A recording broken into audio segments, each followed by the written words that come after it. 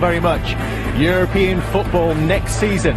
It was European football for Burnley this season. They are a team, of course, known for their hard running, none more so than Jack Cork, their very own marathon man, who's second for distance covered this season, 260 miles in the Premier League, dwarfed by this chap, Scott Cunliffe, who's run 3,090 miles, running to every single Burnley away game and getting a special greeting here at Goodison tonight by Graham Sharp and his former hero Michael Keane. And I'm very pleased to say that Scott's here with us now. Congratulations. Thank you.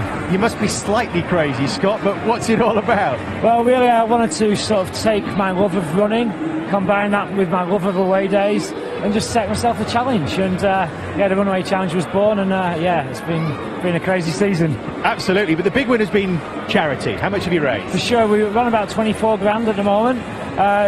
I do hope to get to 38,000, which is the average attendance of a Premier League game. Is probably about 38,000 in Goodison tonight. So, pound a fan, we can hit that target. It's not been easy being a Burnley fan because you're a long way pretty much from everywhere. When did it really get tough for you, Scott? Were there times? I think when Burnley started playing well, I started to take my runs for granted and think, oh, happy, we're going to ride out the season. And I had a really bad day, or a few days, running to Watford, and I had to really have a word with myself and get my mental game back on form. All those games in London as well, Southampton away, but how nice was it actually getting here tonight? And I understand meeting the players for the very first time as well. Yeah, it was a big shock. I think my legs were more shaky going in the dressing room with the gaffer and all the players before the game than they were actually running here.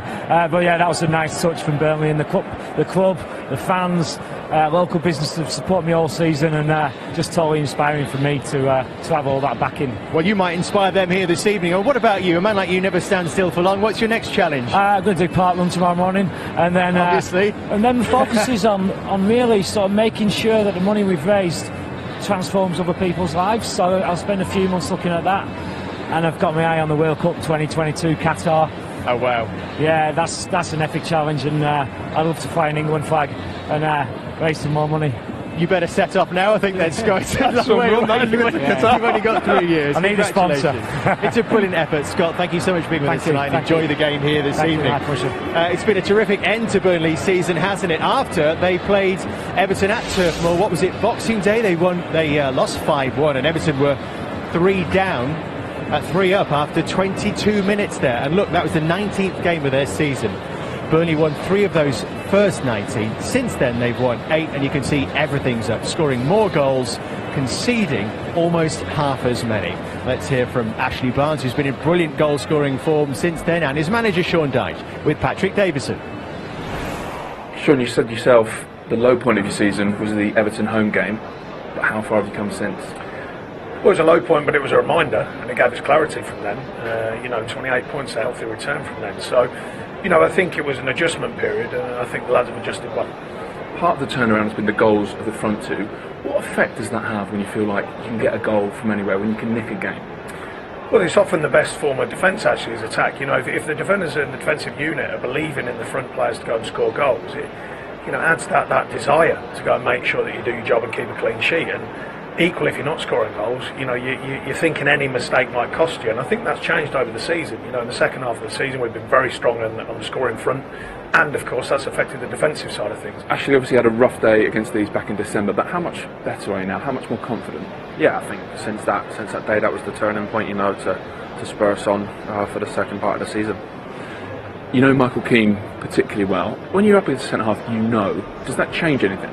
No, not really. They're all very tough in this league. You're playing in the best league in the world, so you've got to be on your game, that's for sure. You've changed your wide players tonight with Brady and Goodmanson coming in.